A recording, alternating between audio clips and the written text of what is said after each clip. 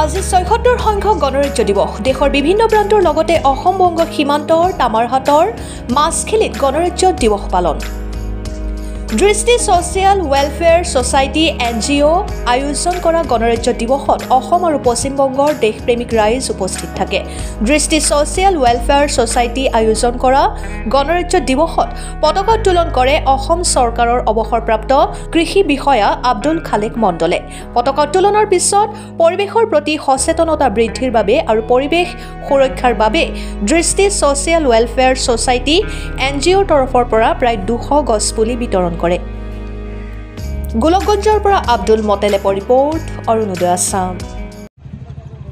কোনোতে আমাৰ দৃষ্টি social welfare society NGOৰ ফালৰ পৰা আমি গোটেই অসম তথা ভাৰতবাসীক আমি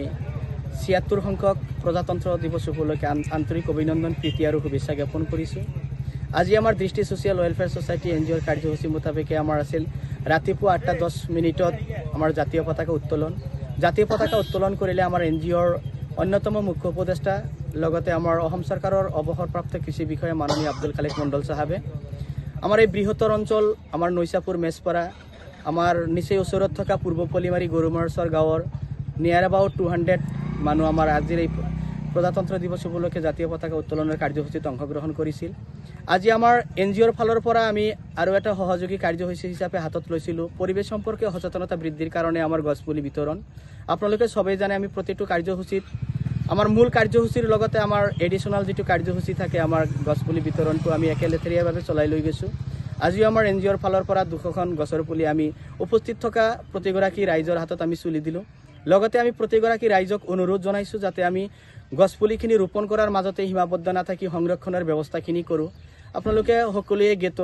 আজি গ্লোবালাইজেশ্যনৰ কাৰণে উন্নয়নৰ কাৰণে আমি ৰাস্তা ঘাট নিৰ্মাণৰ কাৰণে যধে মধে গছপুলি কাটি আমি যিখিনি পৰিৱেশৰ হয়তোবা ভাৰসাম্যখিনি নষ্ট কৰিছোঁ এই পৰিৱেশৰ যাতে আমি সচেতনতাখিনি বৃদ্ধিৰ কাৰণে আজি এই গছপুলিখিনি বিতৰণ কৰা হ'ল উপস্থিত প্ৰতিগৰাকী মানুহক আমি অনুৰোধ কৰিছোঁ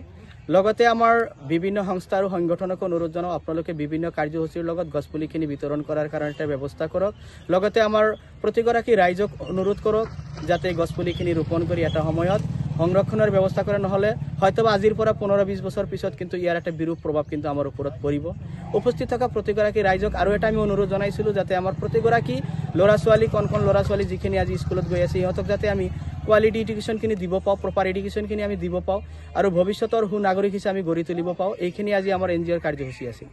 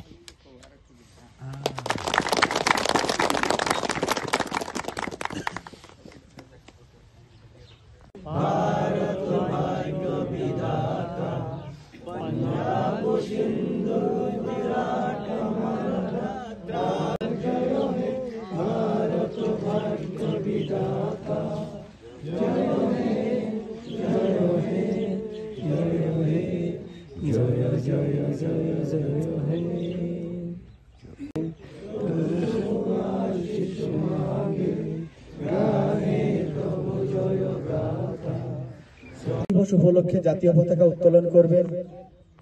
এত্র এলাকার বিশিষ্ট সমাজসেবক তৎসঙ্গে আসাম সরকারের অবসরপ্রাপ্ত কৃষি বিষয়া আমাদের NGOর অন্যতম মুখ্য উপদেষ্টা প্ৰত্যেক বছৰৰ দৰে এই বছৰো অৰুণোদয় অসমে লৈ আহিছে সৰস্বতী পূজাৰ সেলফি প্ৰতিযোগিতাৰ গীত ধামাকা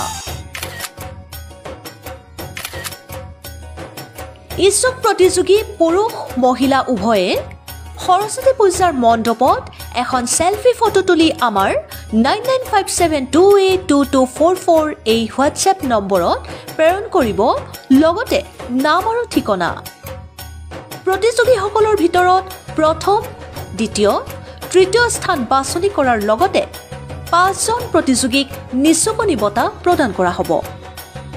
ধন্যবাদ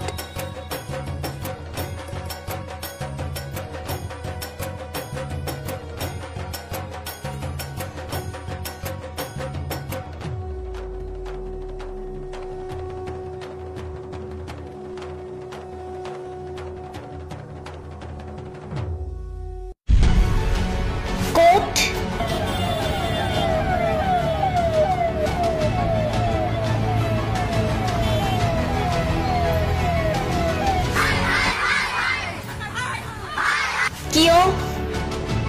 কেনেকৈ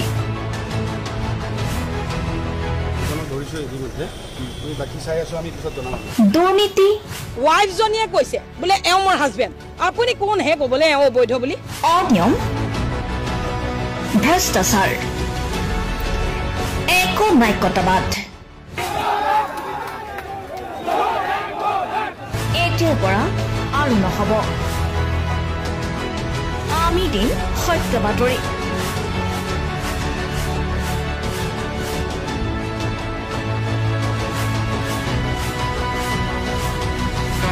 নিজকে সংস্থাপিত কৰাৰ বাবে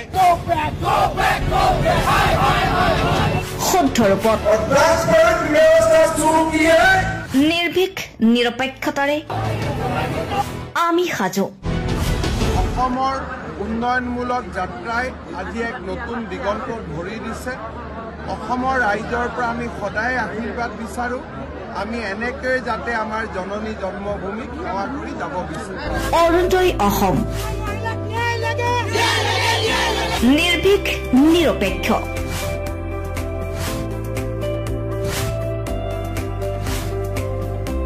ৰাইজৰ বাবে